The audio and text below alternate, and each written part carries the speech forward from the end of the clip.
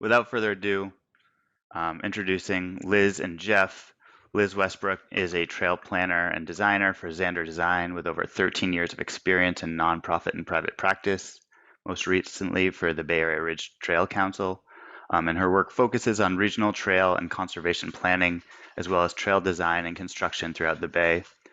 She's passionate about planning, design, finding funding, and advocating for equitable and sustainable public access projects through thoughtful design and community involvement. Jeff Knowles leads Alta's grant writing and capital finance planning services. He authored San Mateo County's bicycle and pedestrian grant program guidelines and scoring criteria, and he's currently working on performance analysis for Santa Clara County's Measure B program. Since the passage of ICE-T, Alta has raised over $650 million for its clients, including 10 Raise, Build, or Tiger grants and $100 million through the California Active Transportation Program. Before Alta, he managed $40 million an annual statewide program for trails, parks, and open space through Pennsylvania's Department of Conservation and Natural Resources. So Liz and Jeff, take it away. All right, I think we made it. Thanks, everybody. Appreciate you being here. My name is Jeff Knowles. Again, thanks, Ben, for that introduction. Glad to be here with my friend and colleague, Liz Westbrook. We're going to go through some strategies for grant writing, talk about our lessons learned from years of doing this as both a grant writer and grant reviewer. We're going to give a quick rapid fire overview of trail funding, what we know as we wrap up 2021 and go into 2022, kind of the lay of the land for federal, state, and regional grant opportunities that you want to be thinking about, putting on your radar. And then we'll wrap up by talking about how you can get more involved with BATC through the Funding and Policy Committee, what that committee has going on, and then reserve time for questions. We do want to go through, we got a lot of information here, so we want to share that with you, but also make sure that there's ample time for questions at the end. So with that, go ahead, next slide, Liz. So as a grant writer and grant reviewer in the past, the most important piece of advice I can give this audience really is finding the right match between your project and the funding program. And then once you've done that, it's a matter of selling your project to the grant funding review team. No matter what your project is or the funding program, there are some strategies that I suggest that you adopt that move you from what I call a novice grant writer to a pro. So the first question that I think a novice grant writer might approach is understanding, is my organization even eligible for this grant program? Next.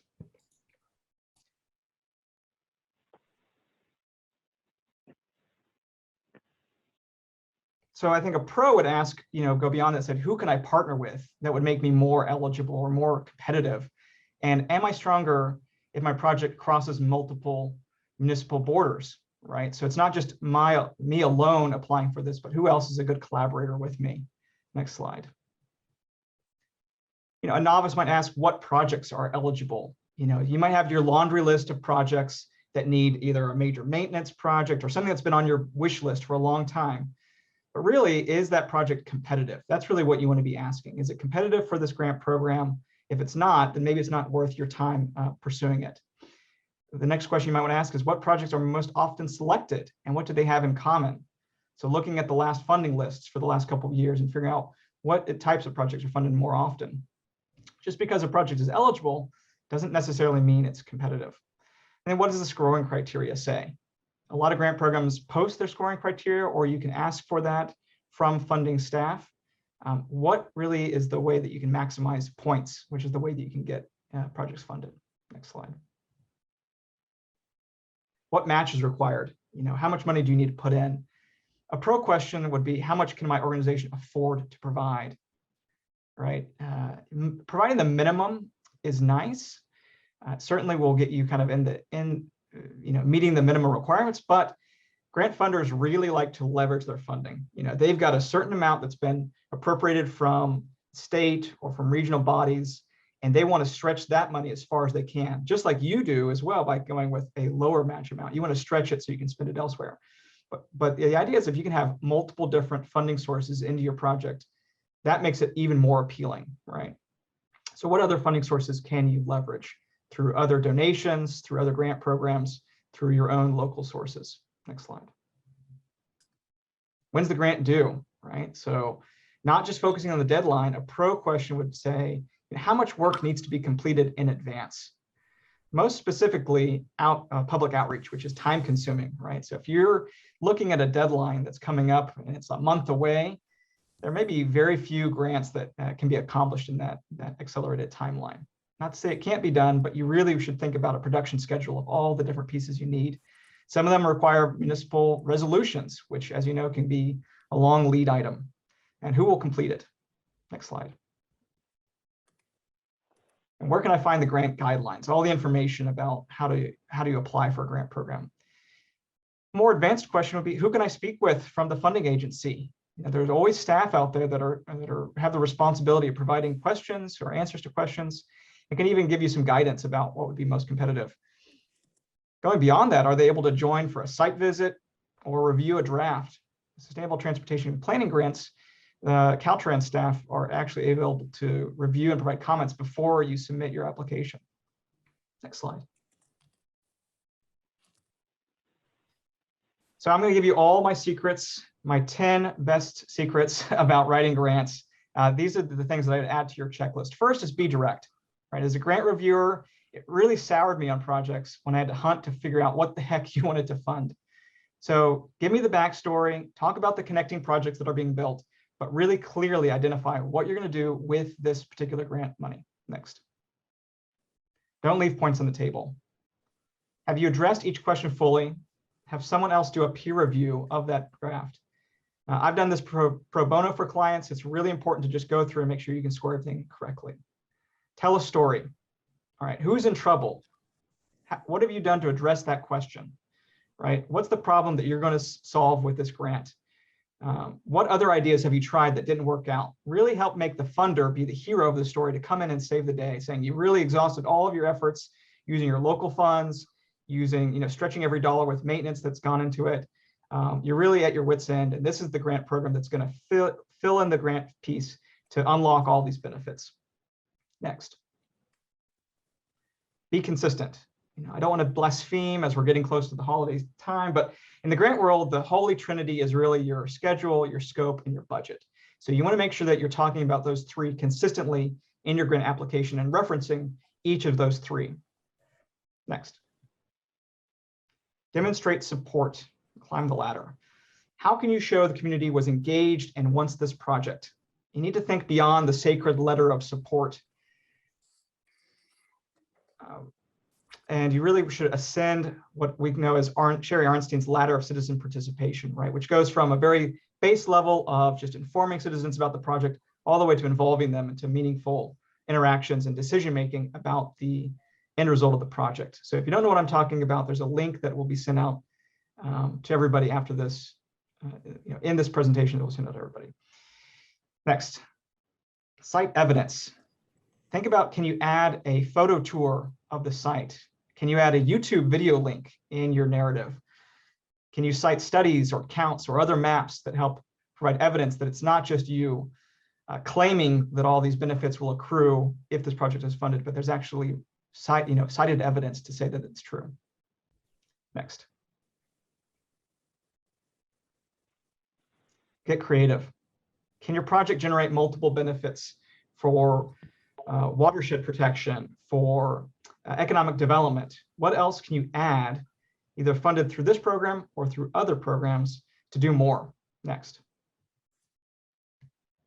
Anticipate and mitigate red flags, right? So don't try and hide away from the fact that maybe your project is not fully baked. Maybe you need to go through environmental clearances or acquire right-of-way. Some of these projects, in fact, most of these programs will fund those elements of the project delivery process, but you just should be upfront about what you've done to resolve these red flag items. As a reviewer, I definitely wanted to make sure that you had local control of the project site. If you didn't, you had a willing landowner that was going to give you access to that site. Next. Stay organized. Present the information in the order that it will be scored, right? Reviewers are going through dozens, maybe more applications. They're reading all of these in a very short amount of time period and maybe not giving a whole lot of time to your application. So they've got a score sheet on one side and they got your application up on the other side. And they're going to go through and start to assign points based off of their criteria. So make sure that it's organized in the way that it's been presented in the funding guidelines. Next, start early.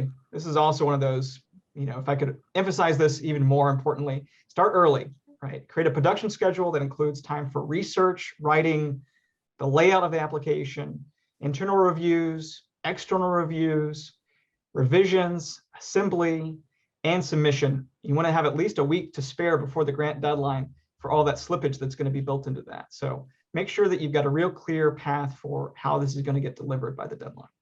Next. So Liz and I have put together a list of funding programs. We're going to give you an overview of them. Before I dive into them, I just want to mention that following this, Liz and I are going to work on a Bay Area Trails grant guide, which will be a spreadsheet of all these programs that will have a summary and can also be sorted. So it'll be a spreadsheet, like Excel formula format.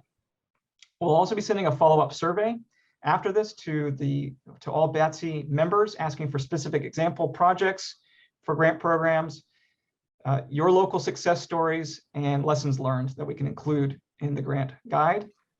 And during while we're talking, please use the chat window to share your own lessons learned or tips with the audience, or ask questions, and we'll get to those at the end. Next. All right, one more. So I'm going to talk about federal funding to kick things off. I think everybody knows by now the $1.2 trillion Bipartisan Infrastructure Bill, also known as the American Investment and Jobs Act, was signed last month by President Biden. It's the 5-year Surface Transportation Reauthorization Bill. Next. So what does this mean for trails in the Bay Area, right? So I've identified a couple different features in the law, what it does and what it means for us. So the first thing is the Transportation Alternatives Program gets increased 70% over the last 5-year reauthorization bill. This is going to the DOTs. What does it mean for us? That it means more money for the state and regional active transportation program, ATP. So that will have more money. We know this is an oversubscribed, highly competitive program. It will have more money now, and hopefully that means that more projects will be funded, decreasing the competitiveness. I think it still will be difficult to access this, but there will be more money available. CMAQ funding, 10% increase. A lot of this goes through the One Bay Area grant program through MTC. So OBAG 3, which is the next cycle, may have more money if MTC decides to program that CMAQ funding through OBAG. The Highway Safety Improvement Program for California. California and other states that have high number of vulnerable road users being hit are now required to spend 15% of their funding on bike and ped projects. So for trails, HSIP funding has funded trail projects. It's mostly identified where paved and unpaved trails cross major roadways. So improving crossings at those arterials or highway crossing locations. RAISE, the Rebuilding American Infrastructure with Sustainability and Equity, is funded through the American Investment Jobs Act. It's going to get a modest increase to $1.5 billion per year, so 7.5 over 5 years. It's very competitive.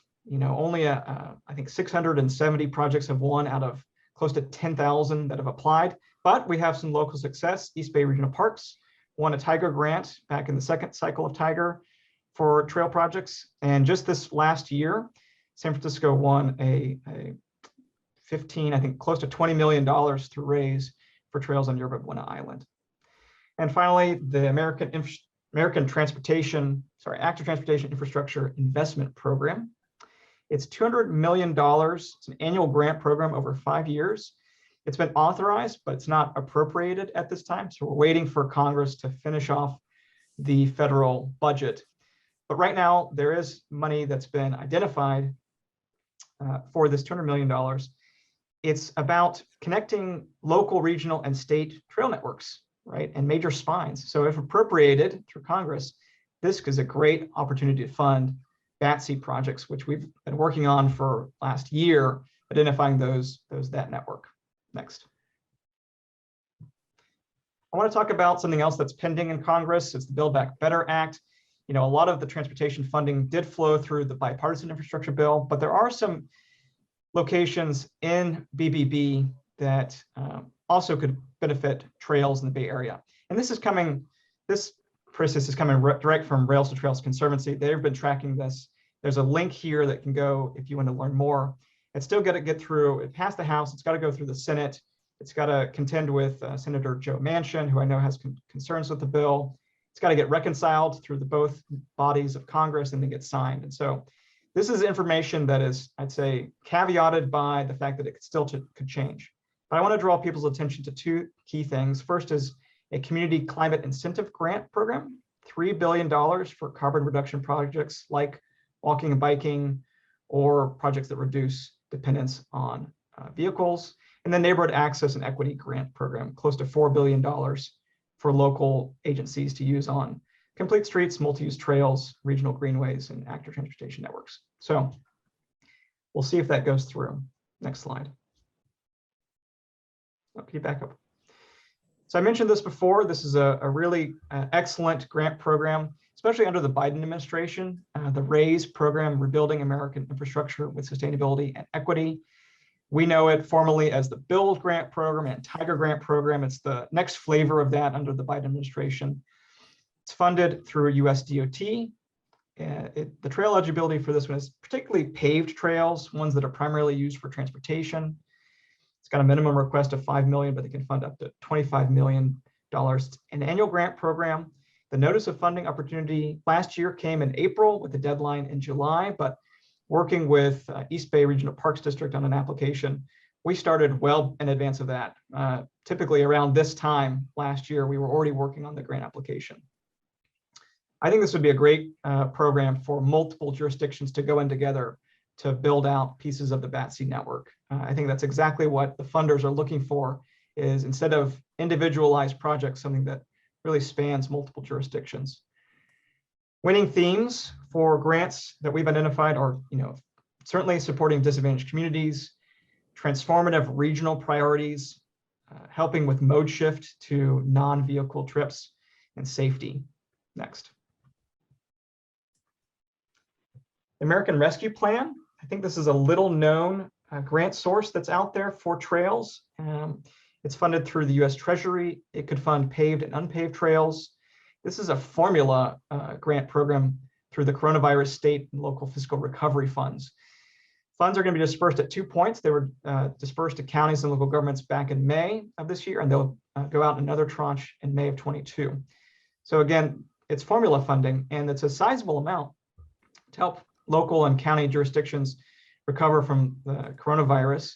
All you need is the political support to program money for this. And you can learn more by going to the Treasury's website.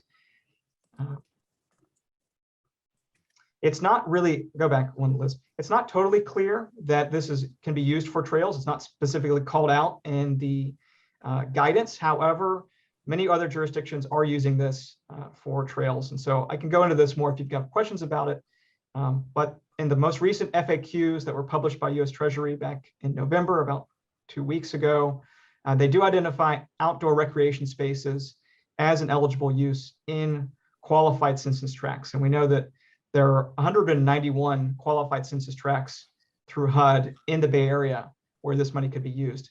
In addition, it can be used to fill in funds that were not, that local governments weren't able to get through taxes in the last year.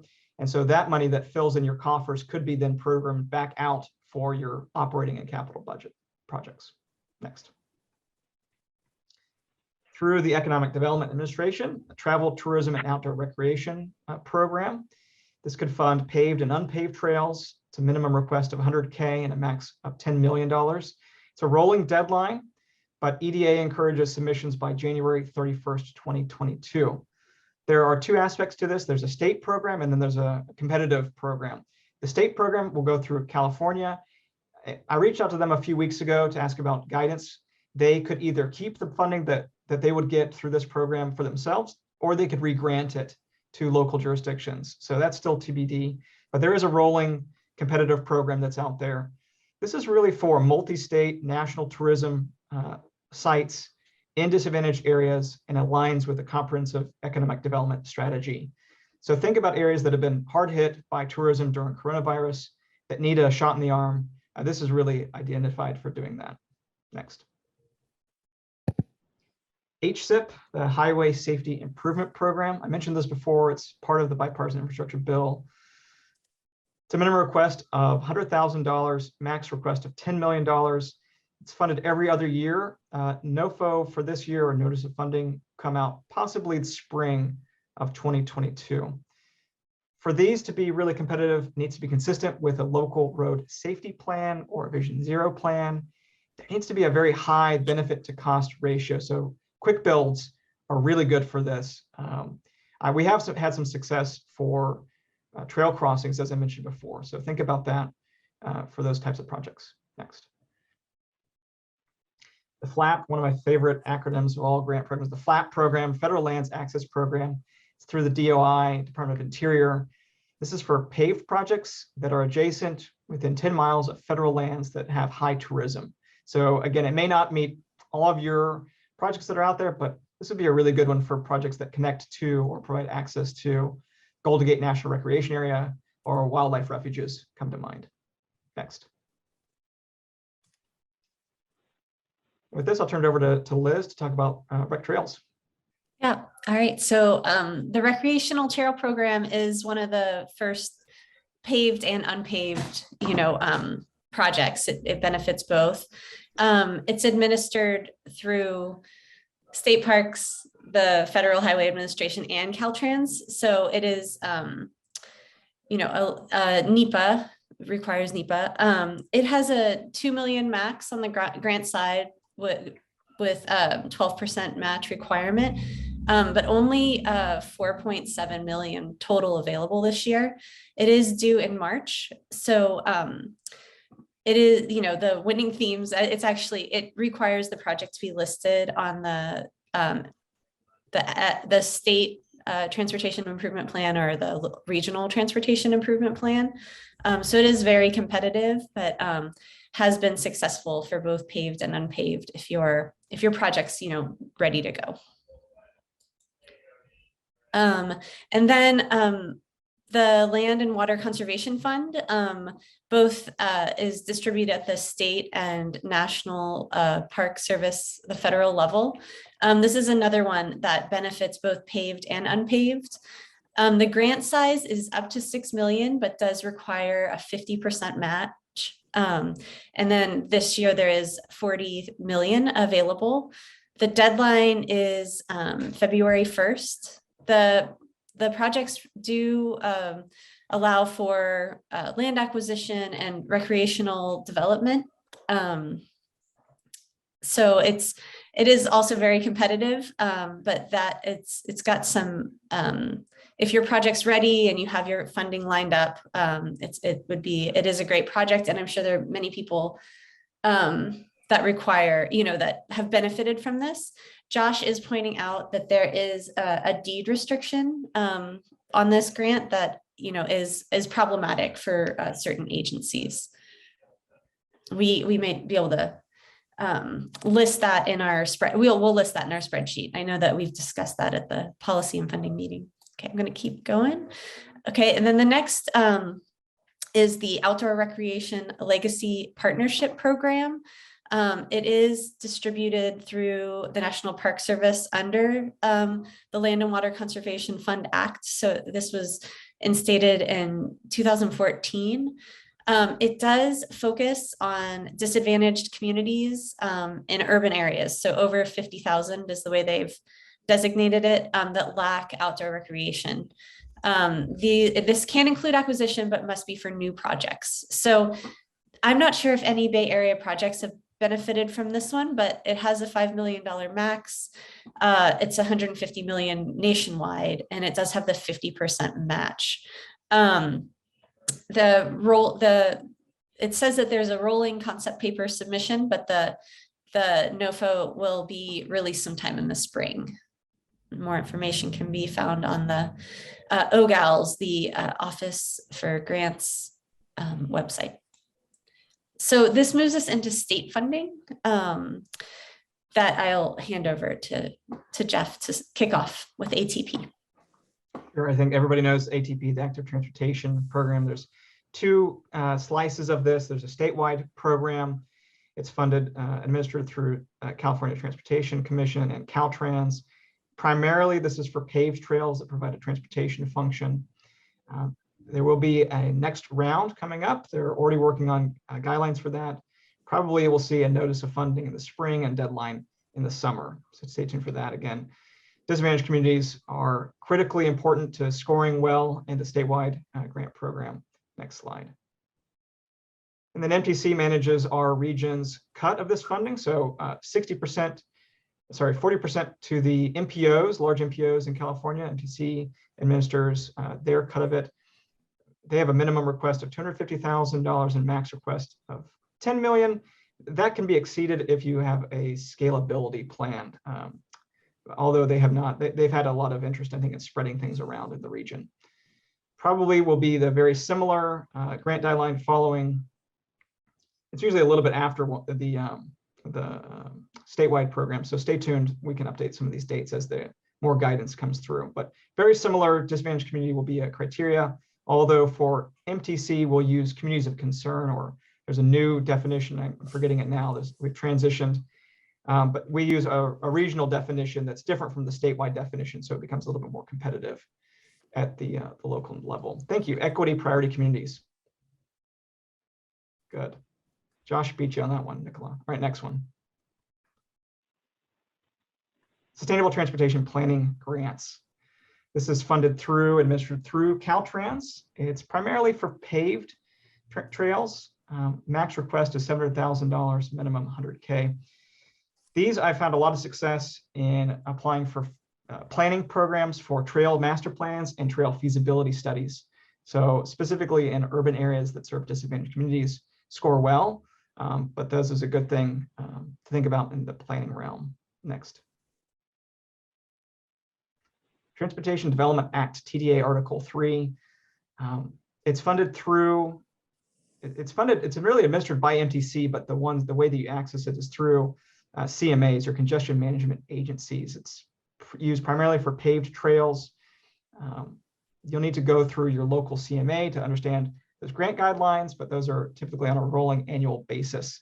It's formula funds. All they need to do is make sure that they're in adopted plans and meet the resolution guidelines about these sources for projects. They can fund all sorts of class of bikeway projects, pedestrian projects. So just take a look at the guidelines there. Next. Affordable Housing and Sustainable Communities, HSIP. This is one that we at Alta have had a lot of success with our clients in Southern California winning these grant programs, but I've not seen it used very well to align with trail projects in the Bay Area. And so I think this is a really ripe one for consideration. It's combining affordable housing projects with sustainable transportation projects that help people get to transit within a boundary or radius around the affordable housing sites. It's funded through Strategic Growth Council. It's a lot of money through this grant program. The max request for the sustainable transportation pieces, which could be your trails or bike ped projects, is $10 million. And we're looking at a cycle 7. They just wrapped up cycle 6 this summer. And so we're waiting to see what's going to happen in 2022 or 2023. But this is a long lead item because you need to be tied closely into an affordable housing development site. But it's funding for both. It's funding for the affordable housing piece for those developers, along with local jurisdictions for the on-street or trail pieces of it. Next. Urban Greening Program through the Natural Resources Agency, again for primarily paved trails.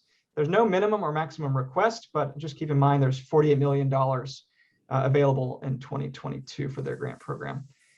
Like ATP, you really need to be serving a disadvantaged community to be competitive for this grant program with a really strong public engagement piece. I mean, they really want these to be projects that are generated by local communities and have had a strong hand in developing the whole scope of work. They also want to have a focus on green stormwater or other co-environmental benefits for this grant program. Next. All right, and so the next one is the Regional Park Program. This grant is due in January, so this round is probably passed if you're not already applying. I would be curious, I think that some people on the phone are applying. It's Prop 68, so it really does require disadvantaged communities, benefiting disadvantaged communities. It is for natural and paved. It does give priority to multi-use trails, new recreation facilities. The minimum is 200,000 and the max is 3 million. With the 23 million is the 23 million is the total available this year. It looks like the city has San Jose has a housing comment. I'm going to keep going. But this, will hopefully become available again. And it does require quite a bit of community outreach as well. Okay, moving on to the Habitat Conservation Fund. This program is serviced, it says that I put that it was serviced through the state parks. It is listed on OGALS, but I actually think that it's through one of the, I think it's also through the Department of Natural Resources or one of the other departments. So this is a benefit for natural surface trails. There's no max or minimum, but there is a $2 million annual cap. It does have a 50% match. And the deadline this year is, thank you, Josh, it is through the Wildlife Conservation Board. So its deadline is March, and there are a lot of projects, acquisition projects that benefit through this through this funding for acquisition for the development of wildlife corridor and trails, restoration and nature interpretation. One drawback for nonprofit groups is that it must be a public agency or park district. Oh. Okay, so next up is the State Coastal Conservancy. They provide many grants that are funded through various state sources. They benefit both paved and unpaved. The grant size does vary as well.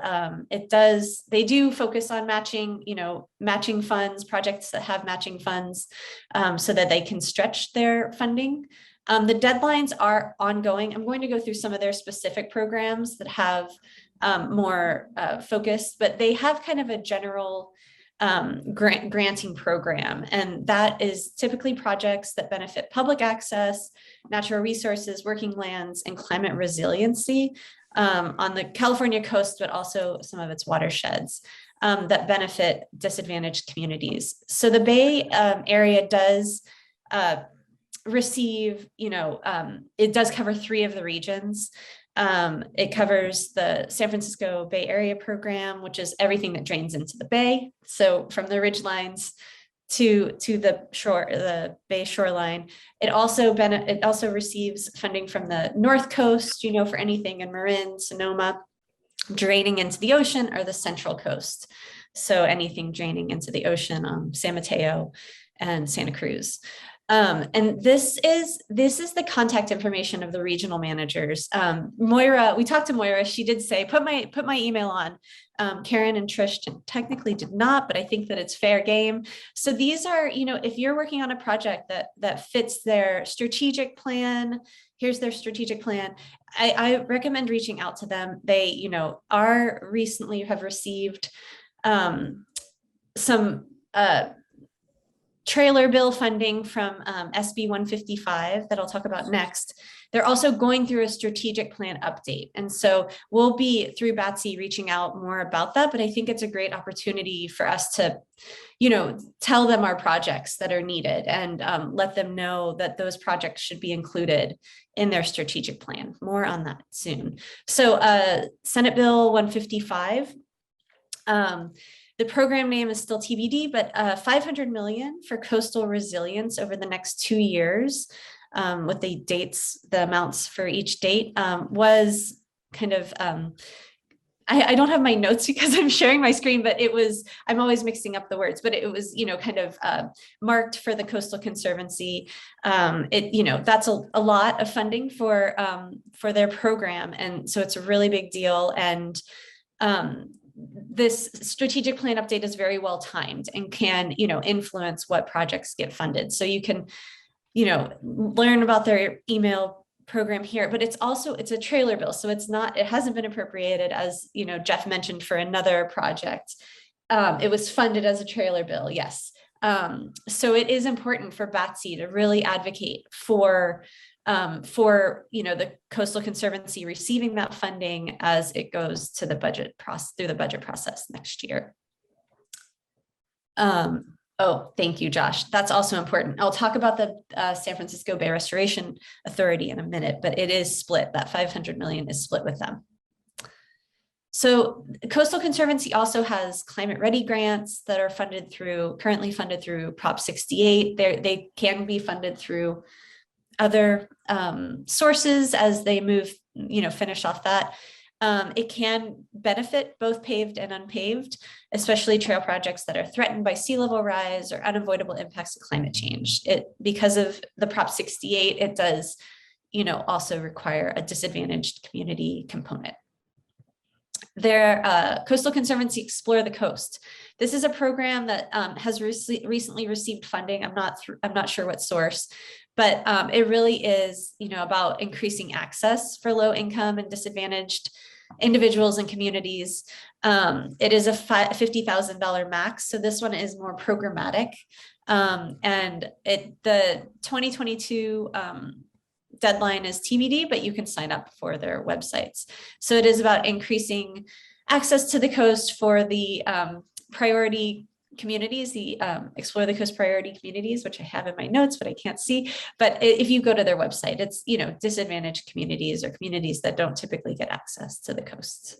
They also have a Explore the Coast overnight program that does not have a $50,000 max that benefits coastal low-cost accommodations and is worth, that can be campsites, hostels, yurts, and all of that. So the Coastal Conservancy just came out with their wildfire resilience program. Unfortunately, reading through it, maybe others are looking at it, it just came out on the 3rd, but there's no specific mention of improvement to, emergency access, fire roads, and which can also be trails.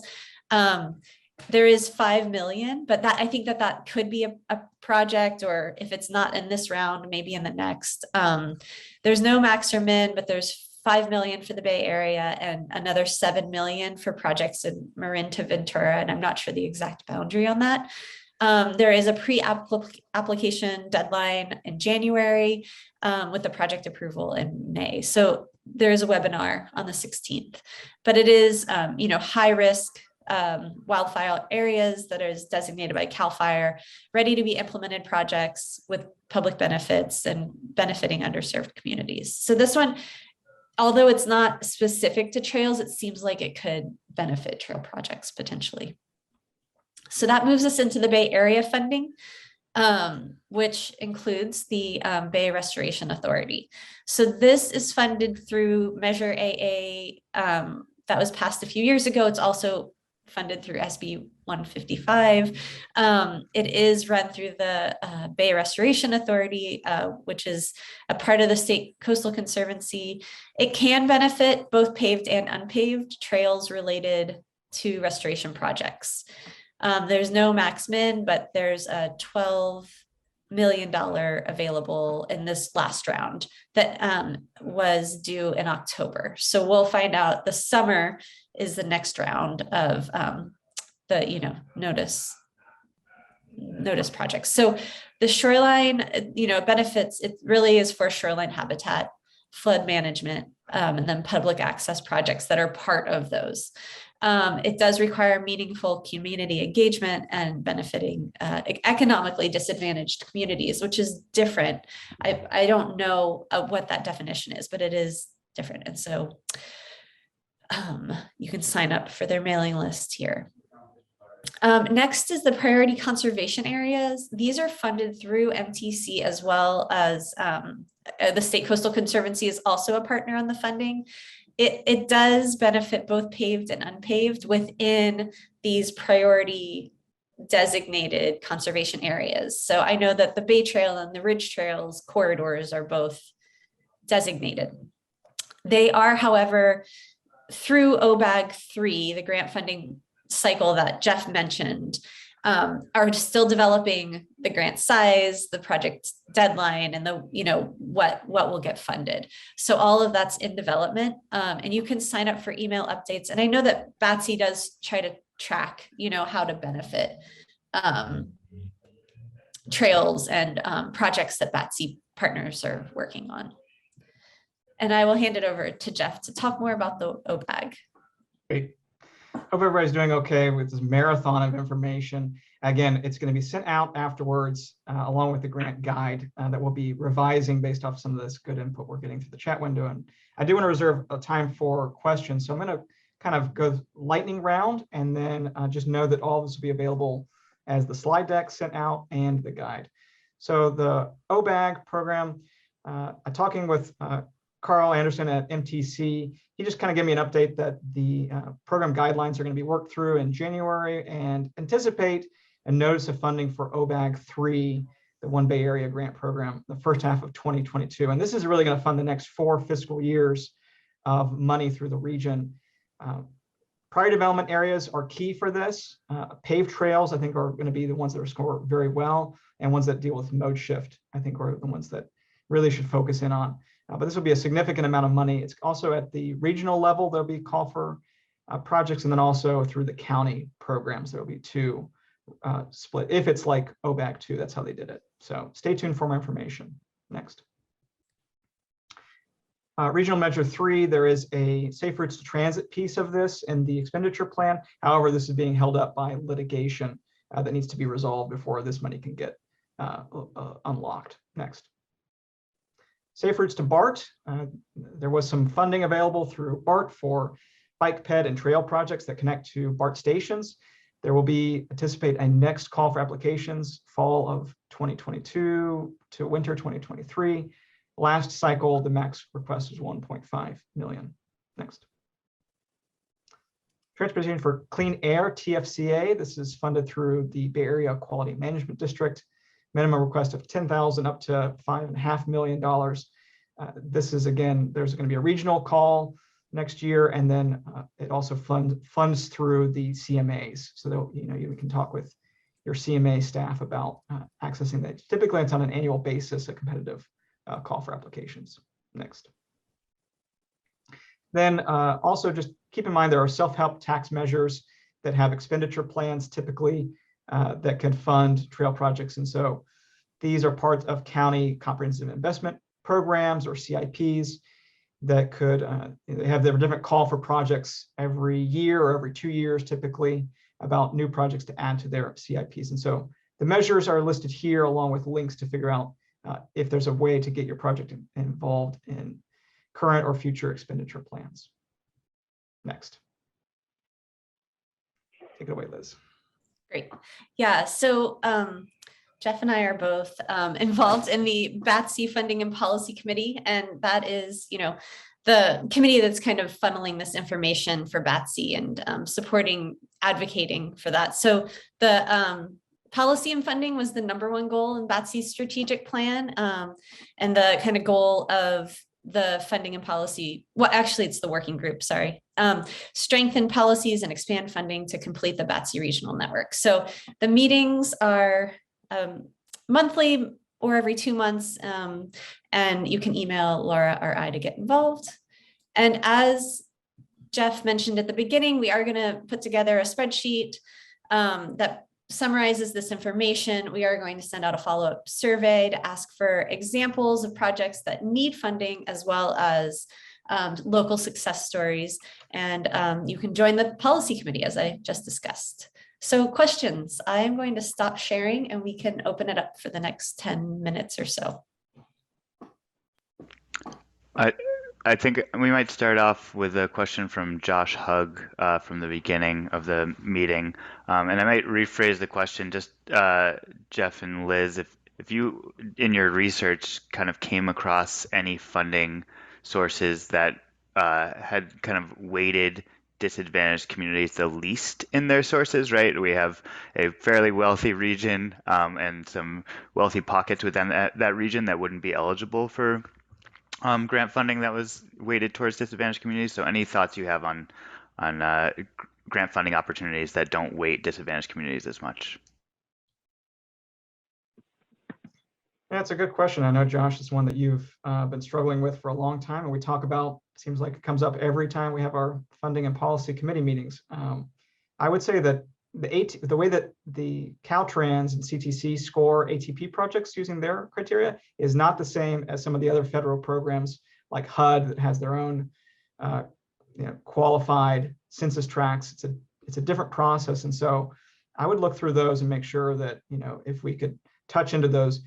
The other thing that I'd say is, even though it may not serve or be located, a project may be located in a disadvantaged census tract or neighborhood, if you can make the case about how this project would benefit those folks, that's at least a way to get partial points, I think, through these grant programs.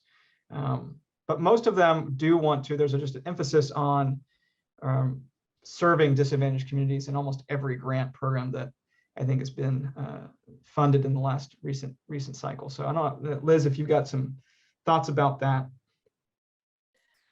I feel like you and Josh are really experts on it, so I don't have much to add, except that as we continue to advocate, changing the definition to benefit trail projects that benefit these communities, I think is probably the right approach. I did see one that was a 10-minute walk from, I guess that's pretty close though. So we'll make sure in the guideline, the spreadsheet, that every disadvantaged community designation will be in its own kind of column, so that we'll make sure that we can kind of do it more side by side and kind of understand how they weight it. But I don't know offhand. I think the American Rescue Plan is probably one of the most untapped sources of funding that's not tied to disadvantaged communities, because every local jurisdiction and county it receives funding, a sizable amount that can be programmed for trails. The key there is just getting your decision makers to agree to spend it on trails instead of other probably highly worthy causes. So that's kind of an internal discussion. Other questions from the audience?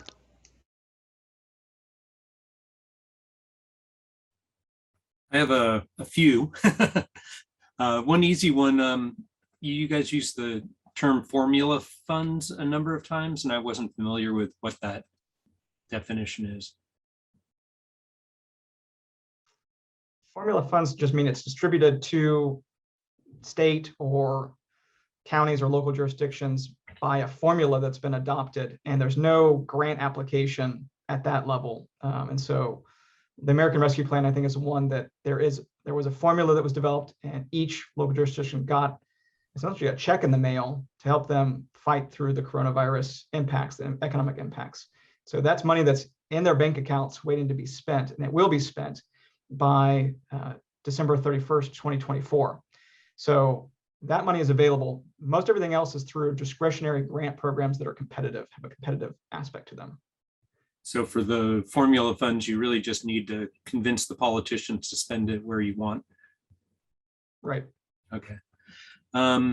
Next one, a number of the grants, had early 2022 dates. Are a lot of those sort of representative of recurring things? Like if you're trying to plan for a trail that you think is going to need funding in a year or two, do those typically get refreshed? I know you can't tell for sure, but I mean, from past history anyway. Most of the time, yes. Case by case basis, I think you need to look at that, Ross. But for the most of the part, yeah, if it's an established grant program with a kind of a good set aside funding that feeds into it, it's typically the same periods each year that you can kind of count on. Okay. And then the last question I had was, some of them require like a 50% match. What are there restrictions on some of these grants that if you get one grant, you can't get another one, or, can you kind of put together several grants to maybe help you reach the 50% threshold, and do the grants count towards the matching threshold? Yeah, I want to get Liz's perspective on this too, but typically you can match, you definitely can kind of, daisy chain your grants together, but typically you can't use other federal funding and match it with federal funding. You know, there are some rules with the match in terms of how you can show that. It typically needs to be secured. So you need to prove that you have it in hand. It's not just that you've got another grant application out there pending. That happens from time to time, but you really are more, better served if it's secured. You can point to it. It's, shows up in a budget, or that you can show that you've been awarded that funding, and that it's cash, right? So some grant programs will allow non-cash, so volunteer staff labor or other donations, but you really want to show a cash match. Liz, do you have other thoughts about? Yeah, I was going to say it's the same thing with the Coastal Conservancy. They typically won't let you apply for their PC, if it's a PCA funded through the Coastal Conservancy and just a Coastal Conservancy grant, they only want to, draw, same with the federal, they only want to draw from one pot of their funds, and that it needs to be secure. So that's complicated if it's, a high match grant. You would need to have the funding somehow. And it can be committed, right? Like it can be a letter saying, we've committed to funding this, and the Coastal Conservancy has provided that on ATP grants that I've worked on. They say, we'll put this much towards this project. So, I think you can get letters even if you haven't gone through the full approval process, if it's something that they're going to fund no matter what. But so you might be able to start local with county funds and build that to a state grant, and then build that to the federal level. Yeah. Okay. It looks like we have a question from Warren. Yep. Hey, everybody. Great presentation. Super interesting. So a quick question about the American Rescue Plan funds. Like, I'm just thinking about a couple of unfunded trail projects in unincorporated Marin County, and like, what is the kind of like, what's the ballpark on how much money they got from that? Like for a county of 250,000 people, and like, I guess the unincorporated county is smaller, but like, what is the kind of the ballpark, and like, how do I check? Should I just like call up their public works department and ask like what they programmed that money toward? Like, what's the best way to do that?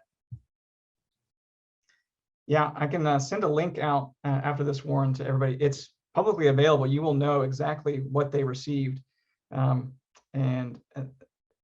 it would definitely need to go through some sort of, decision-making body in terms of what they're going to program it. I've kind of watched a couple different, city council meetings kind of debate this in different parts of the country about using this for trails or for parks and open space, since it's still, I think, depending on the solicitor that you face in each jurisdiction, might look at it for the letter of the law and not see the word trail written in the guidance. And they might say, well, this is not a good use. And so they might be advising jurisdictions not to use it for that source. But I do think there's a little bit of advocacy that will be needed to prove that this can be used for these sources.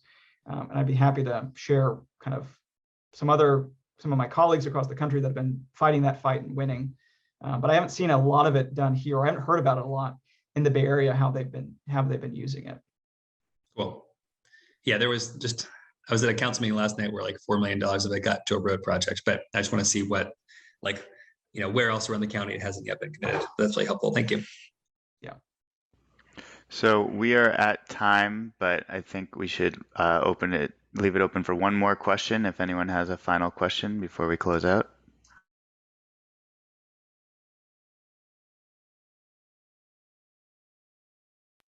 Going once. Somebody asked in the chat, when's this guide coming out? And so I think now that Liz and I have committed to doing it, we've got to sharpen our pencils and get on it. But I think that look for it in the early part of 2022. I think January, February at the latest, we could get something together. Great. Thanks, Jeff. And yeah, I would also note that, for folks that are not already involved in BATC here, reach out to me, shoot me your email address. We'll add you to the Google group. There's a meeting coming up in late January, the 25th, I believe, of January at 10 a.m. on Tuesday, which is our quarterly meeting. So join us there. Get more involved if you're interested in those topics. Please let us know. We'll either get you involved in the coordination of the Trail Talk, or at least invite you to the upcoming Trail Talk. as a participant. And yeah, thank you so much, Jeff and Liz, for all of your work preparing for this thing. This was such a huge asset and resource. And, you know, obviously we still have a lot of work to do in terms of identifying all these funding sources. There's no one-stop shop, there's no clearinghouse for this stuff. So you guys doing this is like a huge help and boon to this work. So really appreciate it. And everyone else, look out for a linked, I guess we say, presentation coming to the BATC Google Drive, and I'll send that out to the Google group as well, so everyone who's on there will have access to it. But shoot me an email, benk@railstotrails.org, if not, if you're not there. And thanks again for joining.